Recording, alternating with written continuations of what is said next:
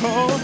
We are two niggas spoiling movies. Yeah. Brandon Collins, that's me, and Justin Brown for your movie needs.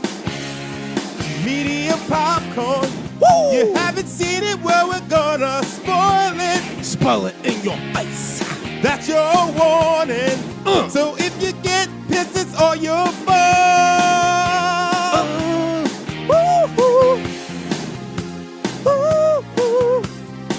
Cable guy. Hey, everybody, this is Eddie Collins. Guys, it's Justin Brown. And we are meeting popcorn, but you already knew that because you heard Justin's velvety voice singing over that beautiful Earth, Wind, and Fire, Phil Collins melody. That's a parody. That's a parody. Is that the real thing? Well, of course. Yeah. So, and then who am I joined by this afternoon? You didn't say your name. I did say my name. No, you did. Yes, I did. Oh, all right. We're already off, folks. We're already off the rails. This is Medium Popcorn. We spoil movies, as you already know that from the theme song, of course, and the lyrics in the song. But we're not spoiling this movie because it came out in 1996 and greatly scarred me. It greatly scarred me. I love this movie. I do love this movie. However, it made me very skeptical of meeting strangers. And granted, Justin, we are two black men. We're taught from a very, very young age. Be skeptical of all adults around you because some shitty shit be afoot, right? Yeah. But seeing this movie at the same time, ain't nobody taking black kids. Black boys. Black boys. Yes. I would say black boys. Nobody's taking any black boys. Yeah, because they don't want that smoke once we get big enough. Yo, because if a little black boy's missing, unfortunately, it's probably not a good thing. You're not finding that kid. If any kid's missing, it's not good. Yeah, but I'm just saying, like, little black boys really don't go missing like that, like little white kids. All right. Well, I'm just saying, man. We're talking about the cable guys starting nothing but white guys, so I don't know where you were going with that. That was wild, Justin. Yeah. Reel it back, man. Wild it back. Wild guy. Shit, I don't even know what I'm just going to say because you got me fucked up. All right. Okay. Don't go places you ain't ready to go. Yeah. This movie fucks me up because, in the original script, apparently, Chip's character is supposed to die at the end. He's supposed to get impaled on the satellite. But because he lives, he is allowed to continue his rampage across these poor, innocent people just trying to be nice to a stranger, right? And so that's why, for me, Justin, when we go out on social spaces and people are like, hey, how you doing? Blah, blah, blah. I'm very cagey.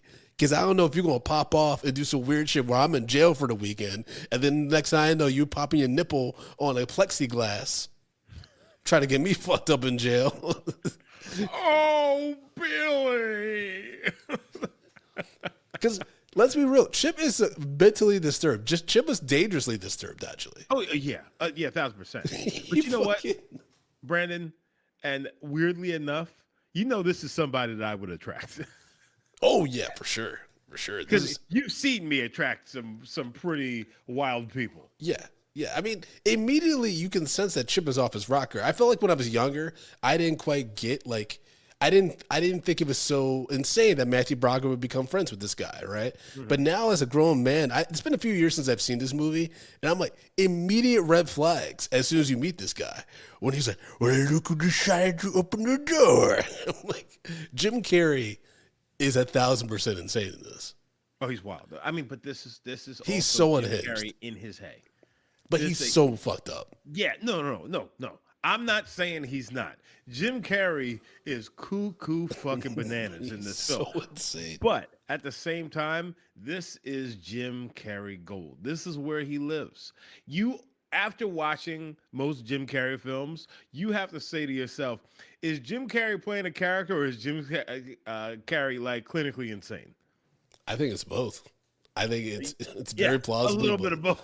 Yeah.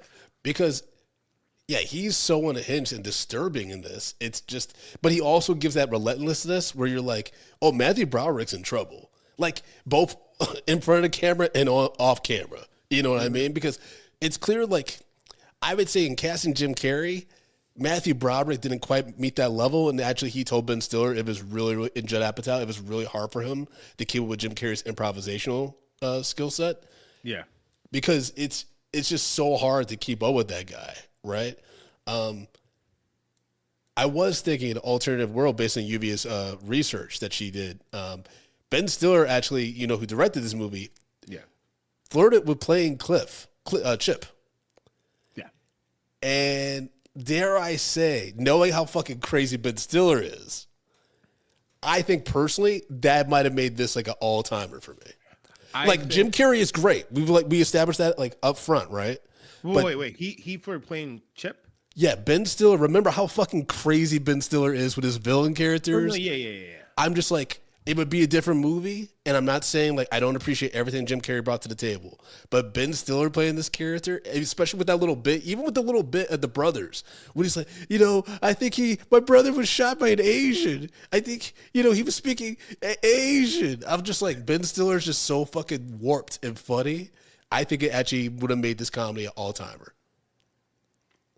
I mean, think about it, dude. Him playing off of Owen Wilson in that bathroom scene, him like fucking with Matthew Broderick on some Good Son shit, where he's Macaulay and Matthew Broderick's Elijah. That would have been fucking wild.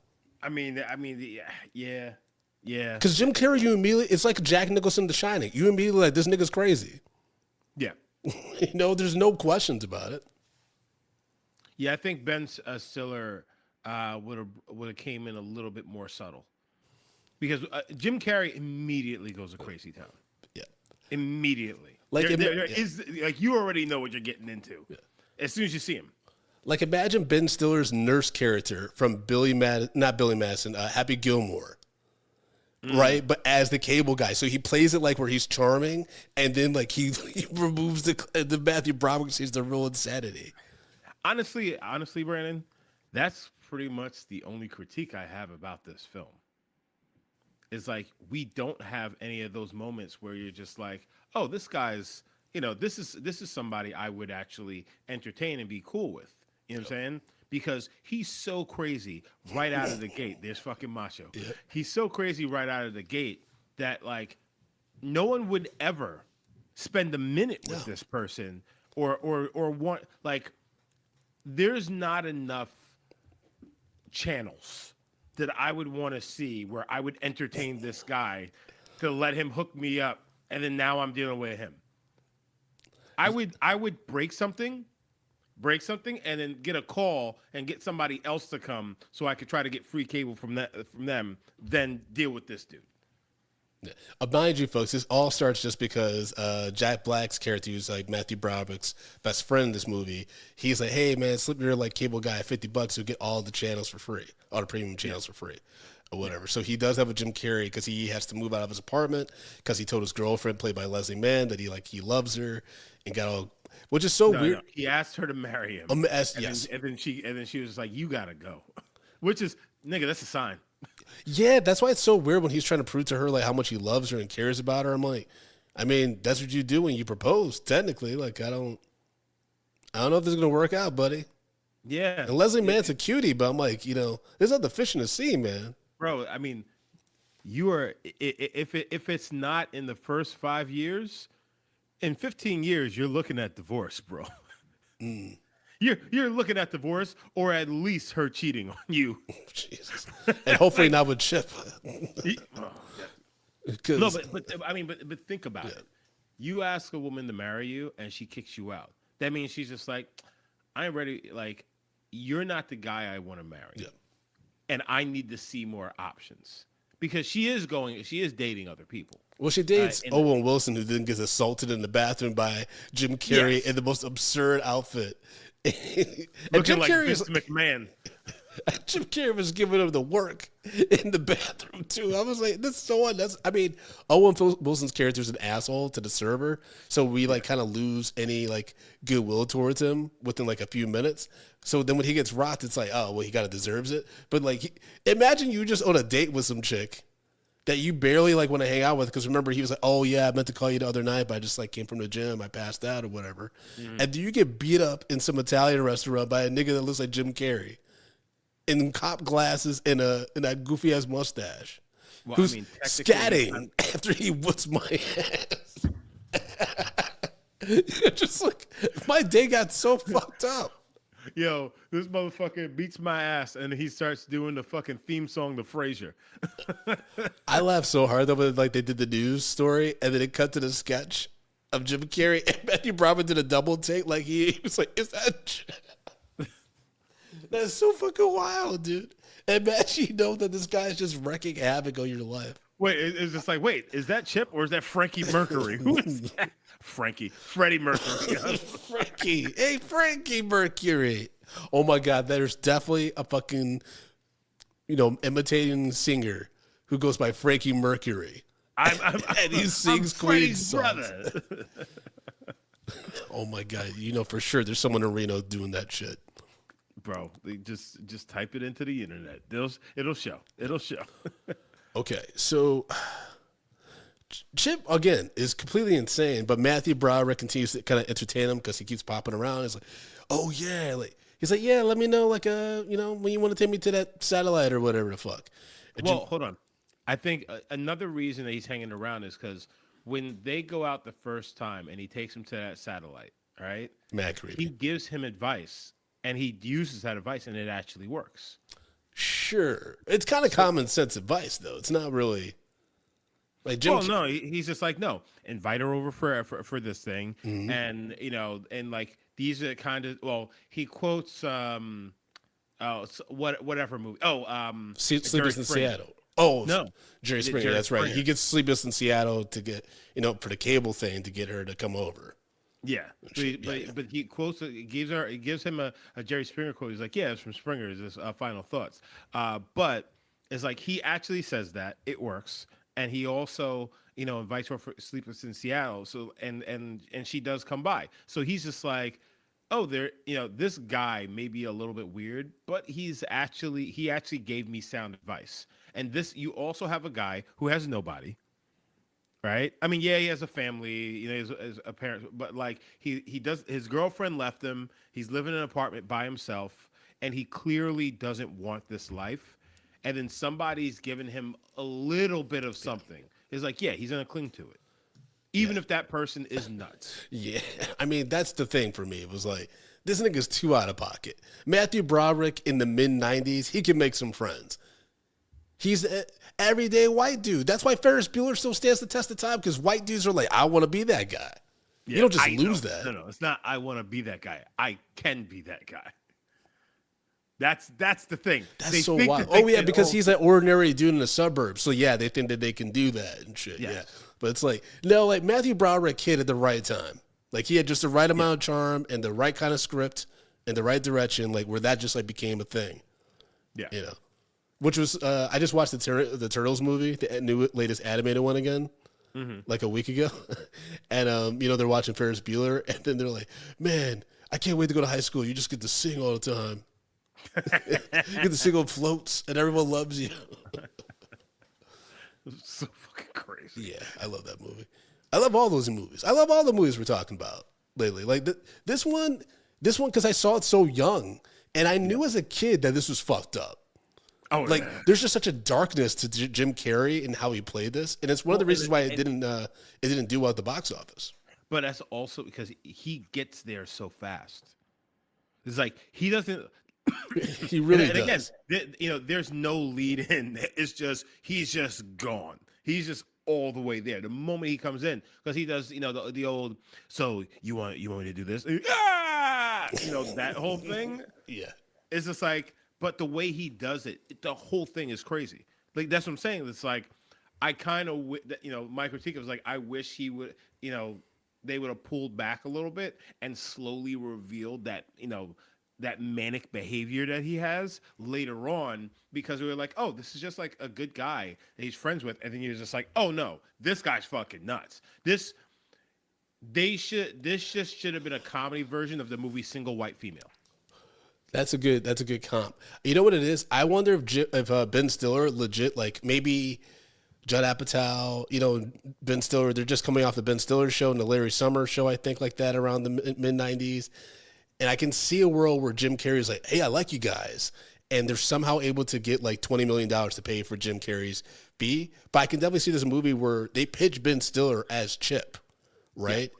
because it sucks because like now I keep going to that because I think he would have been that subtleness you're talking about.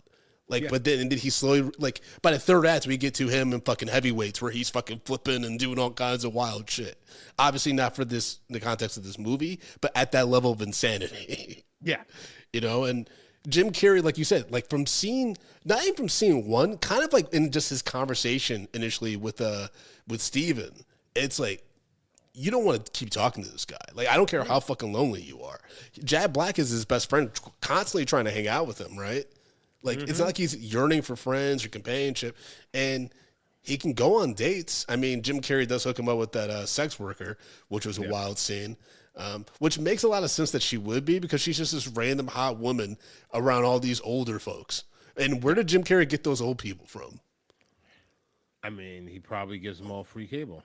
No, well, that's the thing. All those people are part of the free cable club, or he's done something for them. So basically, those are all his victims. Yeah, there's some. That's why I'm like, Chip kind of should have died at the end of this because the pain won't stop. Remember the guy who skylifted him off the satellite? He's like, "You're gonna be okay, buddy." Am I really your buddy? This dude, when he's getting before he gets lifted up, Leslie Mann and Matthew Broderick are talking to him, and then Matthew Broderick's like, "What's your real name?" He's like, Ricky Ricardo.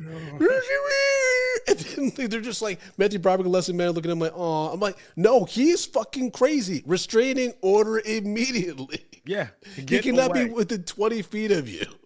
No, seriously, if that were the case, it'd been like, okay, so like, can you tell me your real name? And he just goes, Ricky Ricardo, and so, Baba Booey, all that bullshit. I've been like, yeah, you can just take this motherfucker away right now. Like, too much. Mm-hmm. I tried, I failed. It's okay. Yep. It's okay.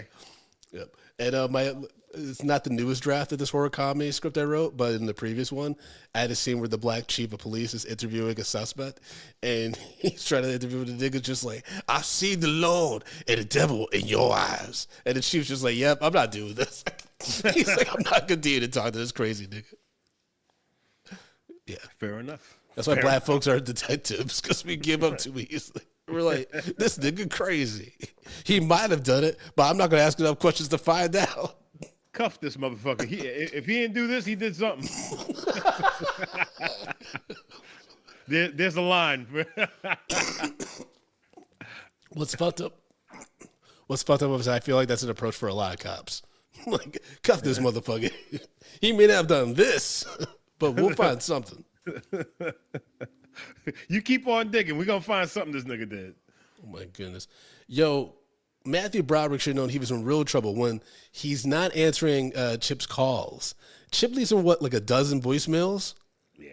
And I remember as a kid being like, I laughed so hard, dude, because it's constantly like, "Hey, I was in the shower. I thought of you call, It's so crazy how we keep, like, missing each other and stuff. Call me back. Let's talk about you're it." it. Yeah. And then he's just like, it was Matthew Broderick skipping forward, and then you just hear, "Oh, shit." And the light goes dead. Oh, shit. But no, it's like it's elongated, and that just is so funny to me. Because you just listen to someone be crazy, and then they just abruptly end. That is literally the, I guess, the 90s version of just getting text bombed by somebody and them sending you pages of text. Oh, yeah. This is like the 90s version of Baby Reindeer. Yeah. But just without the, secret sexual attraction vibe, probably. I mean, that's all that stuff. But, maybe there was a darker, we don't know Chip's motivation. Maybe he was, curious and stuff. They did have a lot of sex jokes about foreskin and vagina and stuff like that. So who knows? That scene. It's wild, by the way. We used to do that shit all the time. In front of your parents? No, absolutely not. Absolutely not. No, but like, like I used to hang out with my friends. And they'd be standing around doing something, I just sneak up on it. The password is penis. That shit was fucking like, there are parts of this movie that still make me laugh, and like like really had me cackling. Yeah. Watching this film. Yeah, there's very stuff that's like embedded into my brain, such as like, during the fight at not Invisible Crosses. What the fuck is that place? The Knights? Medieval Times. Medieval Times. Yes, thank you. Wait, what did you say? Invisible Cross? What place is that? Invisible Cross, nigga? Is that what you just said? I don't know what I said. Don't worry about What it. kind, Let's move forward. What kind of fucking weird Jesus camp is that? Move forward, sir. Where are you going for dinner? Invisible Cross. Listen. I know you're getting your bits out of it. Kool-Aid. I hate you too, little nigga. We don't play Snoop Dogg on this podcast. Oh yeah, that's true. That's Fuck true. that nigga. Yep. It's like he said, fuck Donald Trump, fuck Snoop Dogg. That's right. Yep. My bad. I'll take it out of the rotation. Man. But yeah, when he does the little horror music, which is like, and like for me, like, you know what also makes me uncomfortable when I watch this movie is because, like we learned about a little bit about Chip, that when he was a kid, basically he was put in front of a TV and basically TV raised him, right? And to an extent, I kind of identify with that. I watched a lot of TV growing up, right? Like, because I didn't have any siblings. I didn't really have friends like growing up, but I don't think that was like a choice. I think I just like kind of stayed at home. You know what I mean? I think if I had the opportunity to like go hang out at someone's house or some of that, I would have loved it, right? And also kids didn't really come over to my house. So I was just kind of alone a lot watching TV. Yeah. And so it did get to a point where it felt sometimes like I could, that's why I can reference a lot of movies and TV shows and shit. Yeah. But you're identifying with more like characters on television than people in real life. Yeah, like there's a place where I could see becoming incredibly lonely, maybe having if like I were still single and by myself and not in a good place professionally like I am, I was last year and stuff like that. Because now things are going pretty good. Shout out to the people that came up for Jump Black History and my other shows. But I can see a world where like I get really fucked up and my mind breaks and I become a Jim Carrey kind of person, where you live in like an alternate reality, or you live in just make believe on TV and film. You know what I mean? It's just that there's no way that Jim Carrey would be able to. First of all, he would have probably been arrested for impersonating a cable person at this point. Well, there's no way that any of his customers before Matthew Broderick didn't cross him in a way. So we hope. He gets arrested. I mean, it's possible he may have killed some people too. So anyone that might have complained about him has already been taken care of, I don't think he's necessarily killed anybody, but he's definitely done some shady shit. Okay, so hold on. So this has to take place in New Jersey. You think so? I thought it was in New York. Medieval Times. Oh, yeah, that's true. Is that the only one? I don't know. Lluvia, our producer, can you look that up for us? Is there more than one Medieval Times in the United States? And I also got to say, Lluvia says yes. Yeah, okay. I've always There's one in Dallas. Oh, that didn't look like Dallas though. No, they didn't look. Dallas is a city, but no, but this gave me more Jersey vibes. Okay, this whole thing gave me more Jersey vibes. I also feel like, I've always wanted to go to the Medieval Times, and like you've never been? No, dude, it's wild. I know, and I need to go. It's right up my alley because I would go right in character. Okay, do you want to go with your family or do you want to do like a guys thing? Because I'll do a guys thing. Okay, I'll do that with you. Oh, we got some listeners too. We got some listeners from Jersey. Yo, hit us up. Hit us up, Medium P Podcast on the socials. Let us know if you want to join. There you go. Medium Popcorn takes over Medieval Times. Yeah, go to Medieval Times with us, and I will be in character the entire time. What kind of character? I will not break my accent. Oh, you'll just have a weird ass accent and offend everybody. So to spit in our food, awesome. Yeah. I mean, wait. Why would I offend people? Because they're just like, dude, they got to do that fucking accent all day. And then you're over here like, oh, the picky dollies. And they're like, gonna be like, God damn it. Or, I mean, it's not like I'm going to be in there calling all the female service wenches. Bring me my drink, wench. But I would love to go to Medieval Times. Okay. I mean, it is fun. Yeah, even though the battles sure and niggas stuff were not really celebrated. Oh no. We were the ones fighting. We were the ones being sacrificed during like the other shit that was being thrown at them in between the jousting. You know what I mean? The other shit. You know, it's like Gladiator. You know, they didn't give a fuck. Yeah. It's like Gladiator, but with less sun. Because all the times in like that kind of shit, the medieval stuff, it always looks cold. You know, it looks like cold in like the late fall and shit like that. Like they always have armor and like stuff, and they never look like they're sweating. So it's like just room temperature, right? Wardrobe. I don't like that. I'd rather be in Rome. If I'm gonna get stabbed up, man, I want to be warm in the sun. You know, my balls are free. Come on, man. So the blood runs faster. Fuck it, why not? I'd rather my blood run hot than run cold. Fair. You know what I mean? All right. Here we are. You have nowhere to go, Justin. We still have 25 more minutes of this. One thing I was annoyed about, which makes sense because it was just written by guys, is Leslie Mann's Robin character is written so like thinly. You don't really get like Leslie Mann doesn't really have anything to do that makes you be like, oh yeah, she's the one like worth like dealing with all this what bullshit back and forth with the relationship. And also, we never really got why she just said no. Yeah, and also she doesn't care. She doesn't seem to really like Matthew Broderick. That might have been a chemistry thing, but they didn't seem to really like each other. So like to your point earlier, Justin, if they got married, they were going to get divorced pretty soon. Yeah, or she's at least sleeping with his a much more charismatic coworker. Or Jack she Black. Flirts with no, not Jack Black. He looks like a troll. I mean, listen, this Jack Black in this film when he was playing the sidekick role, I mean, yeah, you know what's weird? He looked a little like John Galecki from The Big Bang Theory. Like they could be brothers. I could see like with that. young Jack Black, he looks completely different now with the beard and everything like that. But 100%. Young Jack Black, like a 1996 Jack Black and 1998 Johnny Galecki from I Know What You Did Last Summer, they could definitely play brothers in something. Fair.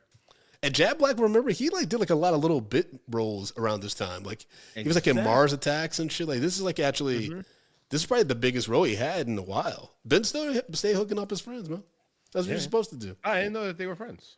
Remember Tropic Thunder? Oh, that's true. That's true. Yeah. That's true. Which, oh shit, I was gonna say, it would have been great in Tropic Thunder, Owen Wilson, because Owen Wilson's in this, right, as the bad date. But then I remembered he was supposed to be in Tropic Thunder, and then he attempted suicide. And that's why Matthew McConaughey plays the agent. That was supposed to be Owen Wilson in Tropic Thunder. Oh. Yeah. He would have been much better than Matthew McConaughey. Yeah, Matthew McConaughey did the best, but like Owen Wilson would have killed that because he knows Ben's sensibility. Like he knows how to do that. So anyways, we're digressing, but we still obviously are fans of Ben Stiller, folks. Yeah. I know some people are like, oh, I wish we got a sequel to this. I don't think we need it. I think that would be real fucked up now. In actuality, if we got a sequel to this, the sequel would just be Jim Carrey's character, Chip, moving on to another person and latching onto another person. So it would basically just be a retread of the same film. Because you can't return Chip to what's his fucking name? Steven's life. Well, what if you did a flip on it, right? Where he would trip is like the one that's getting fucked up, right? Like, let's say he's older and he doesn't get how streaming works or some shit like that. And like he meets this younger dude who introduces him like VPNs and Streamio and like tech and shit like that. And then, he's like, this isn't old school cable. This isn't what I need. And then the guy's like, streaming's the future and makes his life a living hell through technology. Like that could be interesting. I think it would run out of gas pretty quickly, like that plot. But that's the only thing I really that I think would be different than like a run of the mill. If you're looking at the way Hollywood runs, I feel like a sequel to this they wanted to be bigger and badder, aka it would be okay. So let's go by what you're saying. Chip is being chipped by somebody else, but Chip wants to be his friend. This guy wants to be Chip's friend. And then they're just one-upping each other with the crazy. And then eventually it leads to them both being roommates at a mental asylum or something like that, or a hospital. Like, oh yeah, let's be real. Like Chip is not well mentally. Like he's in the same company as like Ernest and Ed from Good Burger. Like he is out of his goddamn mind. Actually, Brandon, hold on. what if this is a wild premise for a film? Someone has, like basically they're on trial for something, right? And they plead insanity, so they go to prison, and Chip is in there. And then Chip basically makes this person insane. And then that's a nutty fucking premise for a film. But like, yeah, a guy, he's trying to plead insanity because he did something. It's like not something serious. Okay. But try to get out of it. So then he has to do like 48 hours or something like that of like, a monitoring. And then in there, he meets Chip, which then actually does break him because Chip is just like, I just want to be your friend. And then, obviously all the craziness, starts to happen. And then probably he ends up, in there with Chip, or maybe he gets out, or maybe Chip gets out because Chip is able to, he's able to spin it on that guy. And then like, now it's like, okay, Chip is back out again. And like, maybe this guy did something crazy. We don't really like him. I don't know. But it's like, I think it's a weird premise, but like the 90s, I can see that happening. Late 90s, early 2000s, that's a movie. Okay. Maybe not, nigga. Well, fuck you. Well, I just don't. Well, one, Jim Carrey's not really acting that much anymore. But two, I think this was a good one and done. That's why I think Chip should have died. Because you're sending the wrong message for niggas to like this to stay alive. There's repercussions to these actions. He terrorized the man's family. He destroyed his life. He put him, dude. And actually, this is what I wanted to ask you about, because this is one thing that does fuck me up when I think about this movie, right?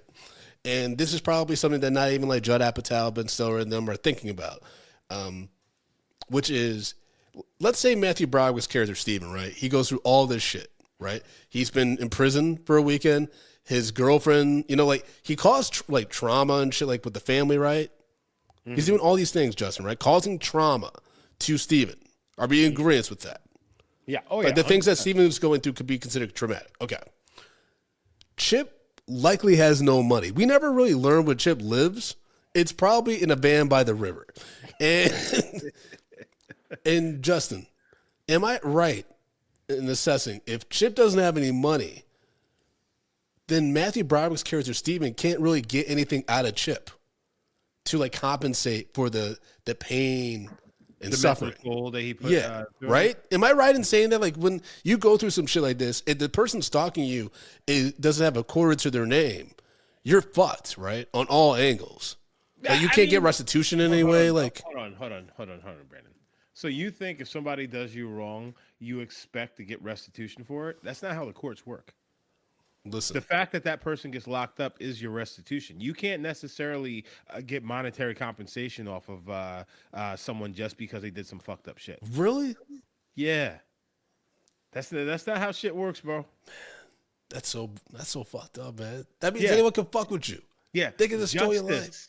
Justice of them being of them not being able to do this to anyone else is what they look at as. It's like, yeah, well, that's what you got. You got justice. I didn't get justice. I got traumatized.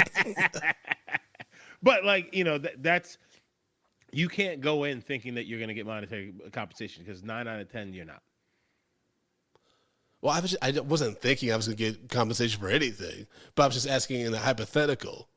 Steven's fucked. I mean, he's looking for something beyond jail time for this guy. I mean, but how do you quantify this to getting anything out of it outside of property that he destroyed? There's really nothing that you can get. Or because I'm thinking about the emotional toll, right? If I go through all this shit, like I have to get a good therapist. I can't just like go to some rinkety-dink place, and I need to go to someone who can like help me work through this shit. You know what I mean? Because Jim Carrey basically sets him up to get his booty experimented with and played with. Okay, hold on. Okay. I think the only thing that he can possibly be able to get some sort of compensation or recourse for is probably with him losing his job.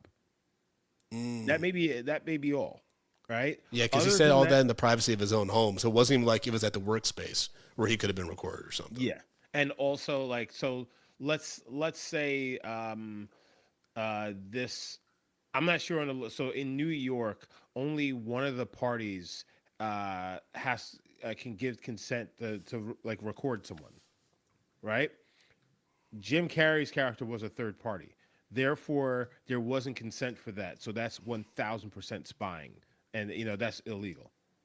So, in that sense, yes, there can be a lawsuit or something. Other than that, I don't think he has anything, other than that, and obviously maybe losing this job. I mean, because, when people do fucked up shit to people all the time. And then Apparently. after it is like, yeah, you just got to deal with that shit. That's nuts. Go to therapy and help yourself, cope. But like, other than that, nobody got to do shit for you. Good luck.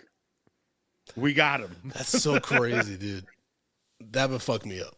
That's how niggas And end up killing their perpetrators. So, all right. Like on Law and Order, when they shoot them after the verdict, because like it's not enough. A time to kill. Yeah, yes, I hope they deserve to die.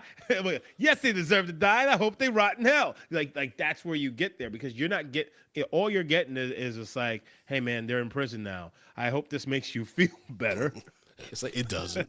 It doesn't. It doesn't. But like and not to get too dark or too serious, but it's like think Too about dark, it like too serious. But think LL about Cool like J did that song. You don't remember? Actually, I think that was ludicrous. Too dark, too serious. No, but think about like a rape. That was your ludicrous? I'm sorry. No, Finish your say thought. too Finish fast, your too thought. too furious. I know, but like, just that was a weird ludicrous imitation. Either way, You've done but better. think about like a rape victim. Yes. Right. Obviously, the emotional toll and that takes on you, and like the things that all the issues you're gonna have with that, don't mean you're gonna get a fucking dime. They're just like, hey, we got him. We're sorry you went through that. He's in prison now. Here, funnel your money into the healthcare system with this doctor.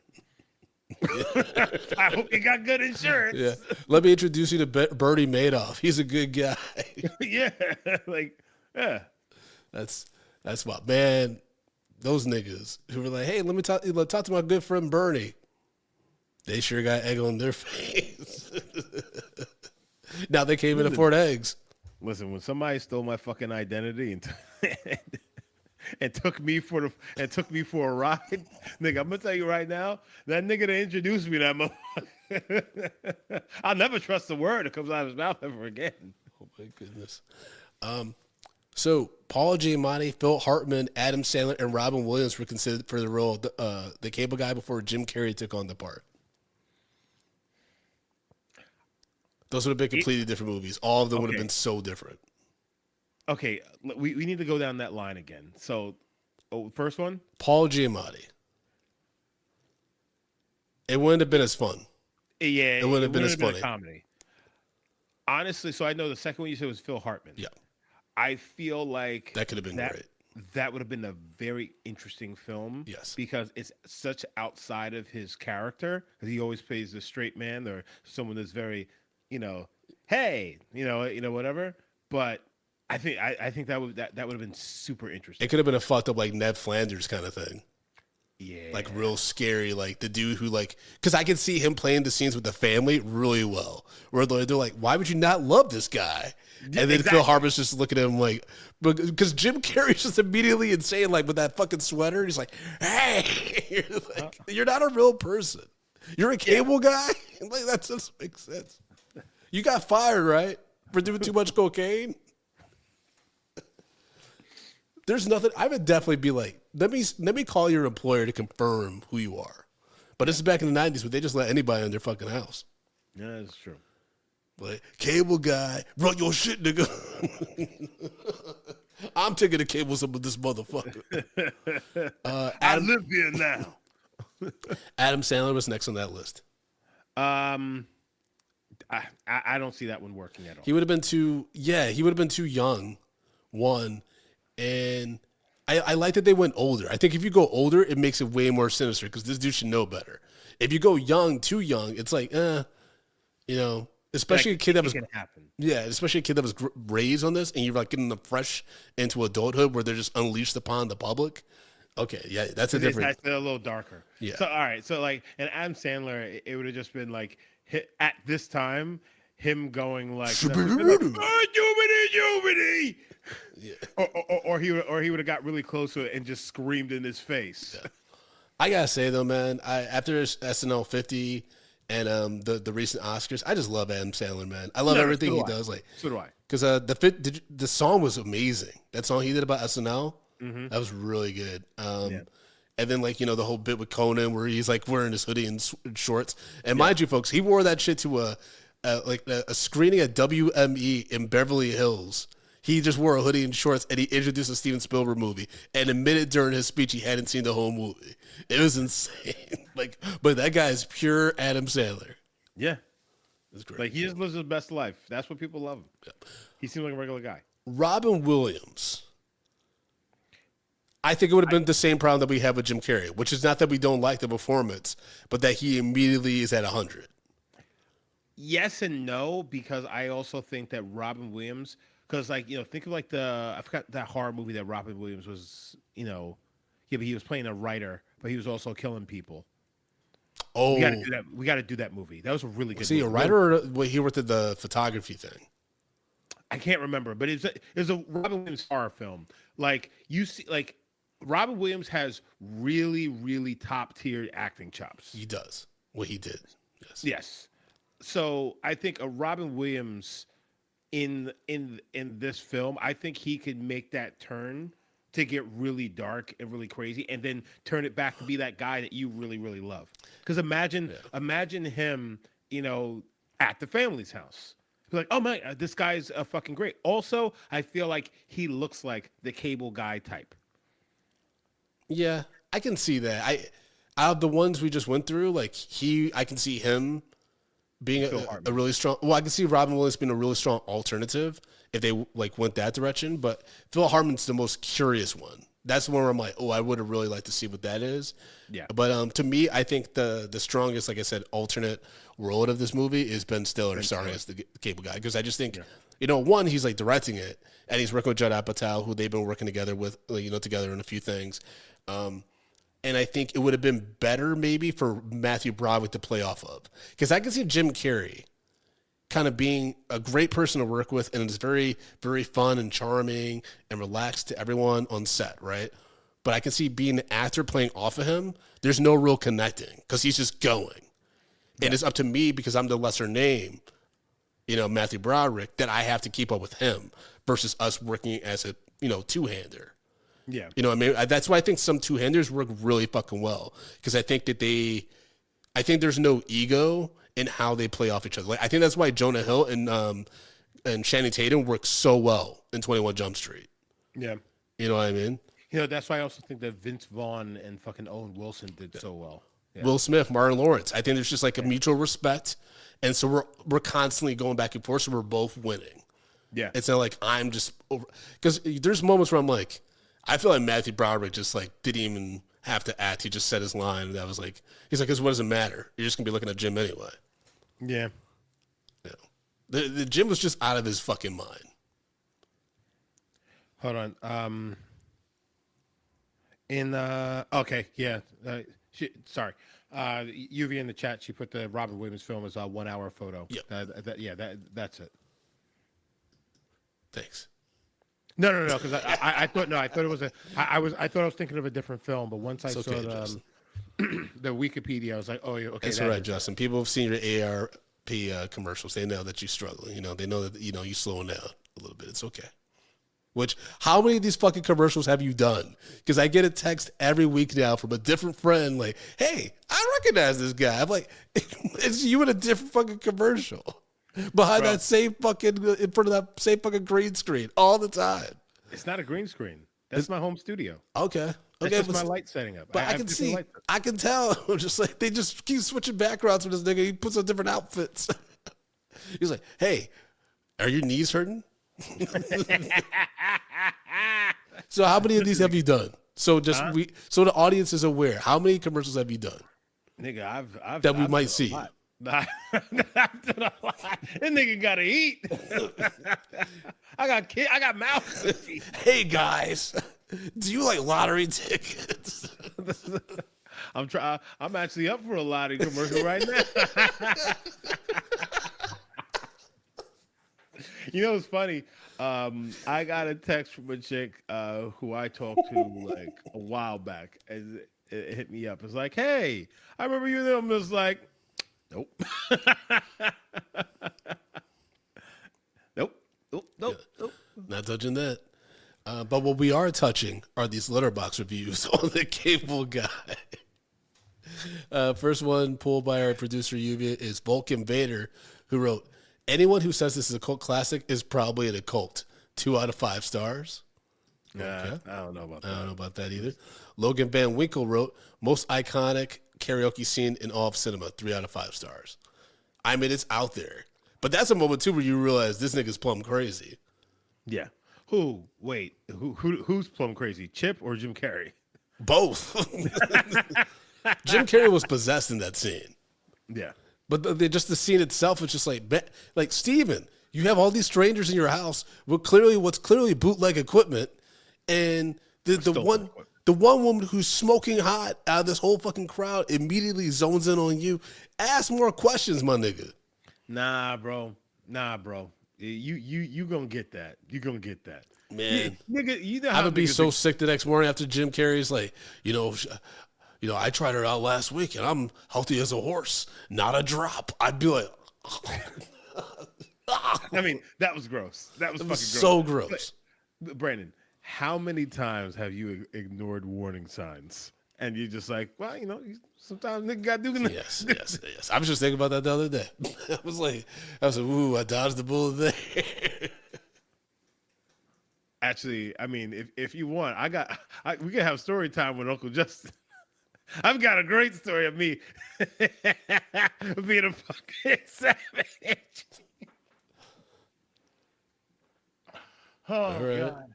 Huh? All right. Oh, you want to go in? Sure. Okay. Sure. All right. So it had to be a dating app or some shit like that, but I met this exceptionally hot woman. Real hot. Like, I was just like, there's no way that she's actually going to be this person. That's the level we're talking about. Okay. So first day, we went to some sushi spot, out here, right? Is this story going to end with you shitting? No. Okay. I mean, they mostly do. No, they don't. So we go to the sushi spot, and she's late. And I'm just like, fuck. I'm just like, I hope I'm not getting fucking stood up. Da-da-da-da-da. The guy... she was taking the shit. I'm sorry. The guy at the sushi restaurant, the chef, whatever, he starts fucking heating me. So he's just like, you got stood up. This Asian guy, me and him are going back and forth. Then this chick walks in, and this motherfucker's like, oh, you wait for that. Like, he hit me on the side when she wasn't looking. He was just like, nigga. So, like, had that moment. So I'm doing good, right? Okay. But something throughout this whole, like that first meeting, like, I felt like there was a red flag. There just seemed like there was something I can't remember what it was she said. So I started doing a little SSA on her. SSA being Stalker Society of America.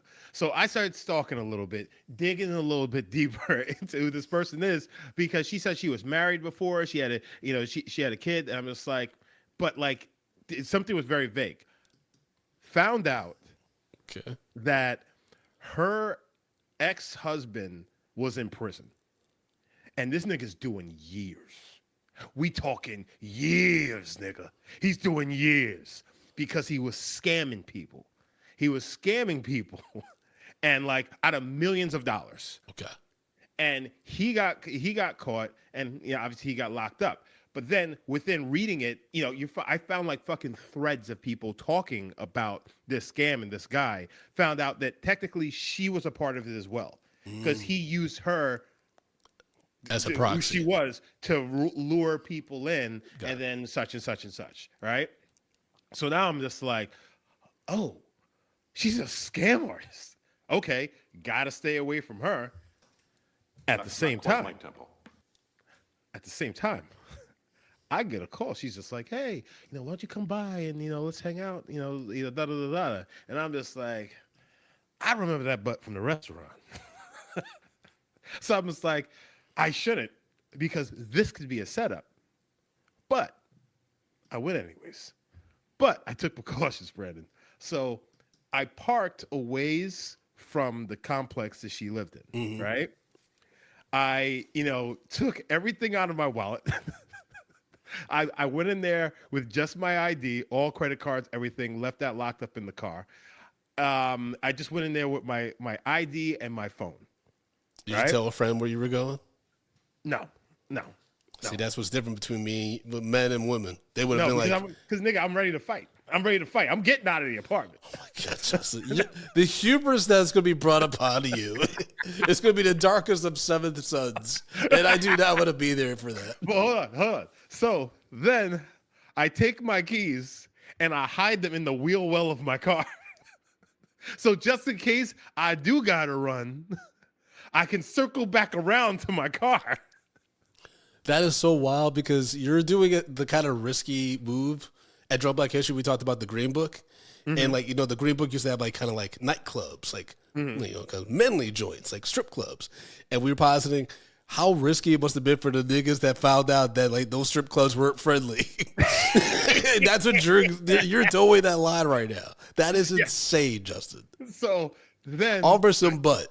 Yes. But I mean, how would you compare her body? Because I gotta get an idea of what kind of body you're willing to risk it off. Offline, I will send you a picture. No, just tell me a celebrity that her body compares to, that we could all Google and be like, okay, Justin, we get you. Oh shit!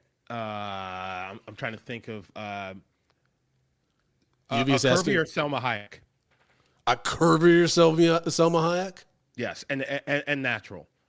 She was and she was maybe 5'9",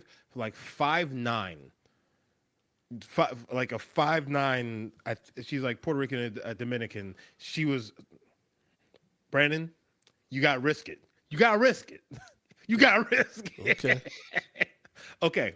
So now, I hope you don't have no swirling kid popping out like a Bad Boys for Life, trying to fight you at the ATM, nigga. So I go up there.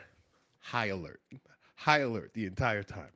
I'm walking around, she's like, oh, da da da da da. She's in this fucking Wait, no, what's the da da da da? Is that the scam? No. You're just saying that. She's talking, showing me her place and yada yada yada, and she's wearing this fucking red silk robe and shit like that. I can't even focus on that.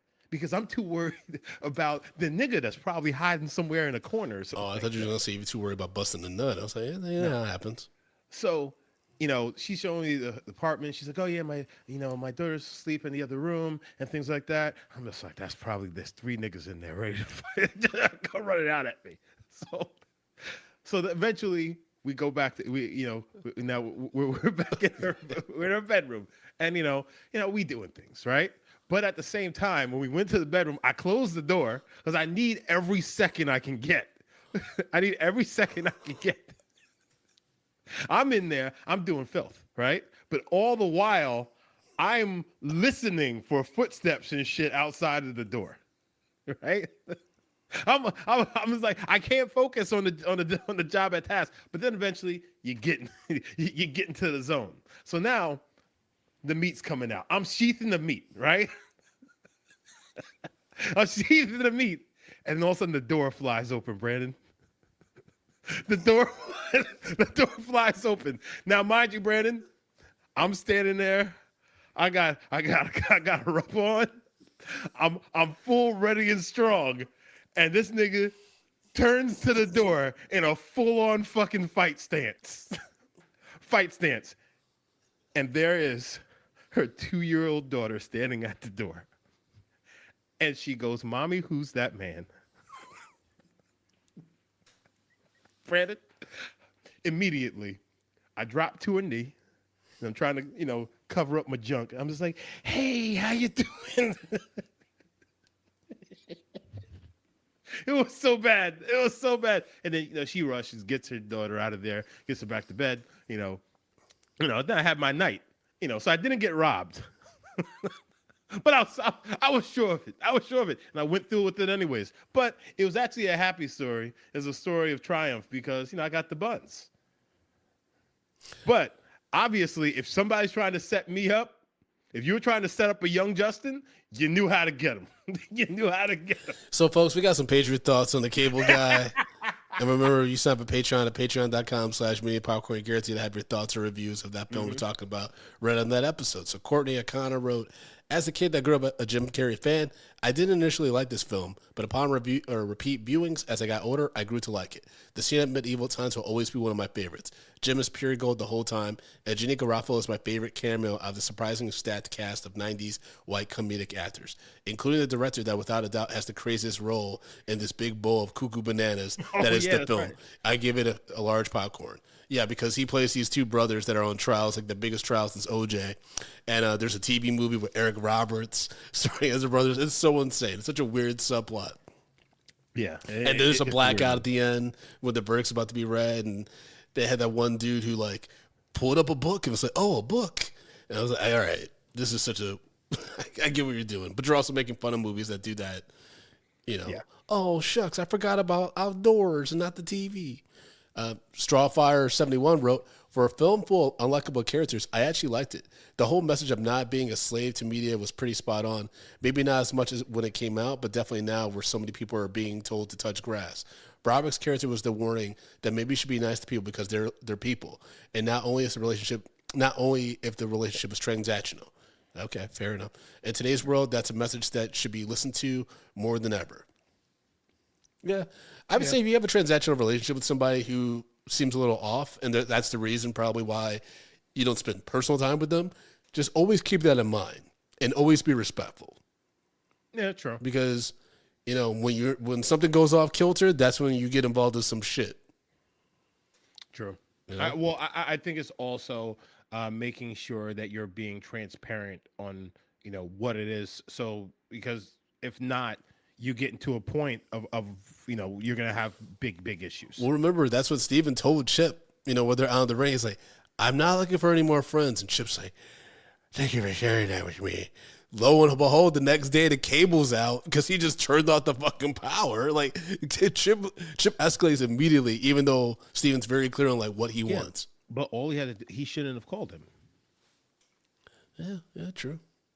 Yeah, you called the cable company. Yeah, and you confirmed that, like, you know, that nigga doesn't exist with the cable company, and then you work on getting a restraining order. Well, no. All you do is like, hey, my cable's out, such and such, and then boom, you're good. Well, also, Chip had access to his apartment because he was putting things in there. Like, he was put the whole stereo system and shit. So how did Chip get into the apartment? That nigga's diabolical. This nigga's fucking brum man off the 5th floor with fucking TVs and shit strapped to his back. All right, Justin, break down our rating system, baby. Stop calling me baby. So, guys, you know how we do this. We rate movies back to popcorn, small, medium, large, and the XL for the exceptional. Biscuits. If a film doesn't deserve any hot, buttery, delicious popcorn, we throw it into the stale popcorn pile. We pile piles and piles of stale popcorn on top of it. So, Brandon, we sat down and watched the 1996 comedy horror thriller, I guess, film, The Cable Guy, starring Matthew Broderick and Jim Carrey. What say you, sir? This gets a large. I had a lot of fun rewatching this. Jim Carrey is completely insane, so you just have to enjoy it for how absurd it is. And to an extent, I feel like almost Matthew Broderick played it too straight against Jim Carrey, but it still works. It's still, like, you know, dark comedy sensibility, which is like my favorite shit. The only thing is knowing, you know, after reading Lluvia's trivia, now I'm like, damn. The world in which we could have gotten a Ben Stiller Cable Guy, that could have been really something. But at the same time, could have been the commercial hit that this movie wasn't. Even though this movie made some money, but it could have maybe taken Ben Stiller's career in a different trajectory, and that might have changed the fate of me getting one of my favorite comedies of all time, Tropic Thunder. So I'm happy with how everything landed. Let's just say that. You know what I mean? Yeah. Justin, what's your rating? Yeah, this is getting the large. This movie is fucking nutso, and like you can tell that this movie is gonna be nuts. The moment you saw like the cover art of Jim Carrey holding the fucking cable up, but like it's fun. It's so fucking crazy and nutty, but like this is like so 90s, but like this is gonna be funny anytime you watch it. You know what I'm saying? It's one of those, it just transcends time and space. I mean, because yes, it is about, a weird, crazy relationship that goes awry, but, it's something we all have a chip in our life to some degree or at some point. So I think most people can actually kind of, sympathize with the character. Yeah, I agree with all that. Yeah. There you have it, folks. Our review on The Cable Guy. I'm surprised we haven't reviewed this yet, but you got it. You love it. And as always, you can follow the show at Medium P Podcast on all the social media platforms. You can follow me at Frodo_Blackens on Instagram and Threads. You can follow Justin at... You guys can follow me at J Brown Did It. So, guys... At Patreon.com. Yeah, no, I got you. I got you. Guys, you know that this show needs your help. We need your help. So you guys need to go over to patreon.com/medium popcorn. We have $2, $5, $10, and $15 packages. Our entire backlog lives on Patreon. We have so much content on there, and we'd love for you to be a part of it. And guess what? Idris will shout you out. That's right. Idris Elba, the real Idris Elba, will shout you out. So again, that's patreon.com/medium popcorn. And also just stay abreast with us by following us at Medium P Podcast on all the socials, because we're going to be bringing back some Zoom movie nights and some other fun Medium Popcorn related things. So, just make sure to, keep it fresh. Keep it going, everybody. We're just getting better and better. We're aging like fine wine. Yeah, at least I am. I hate you. I hate everything you stand for. Peace, y'all.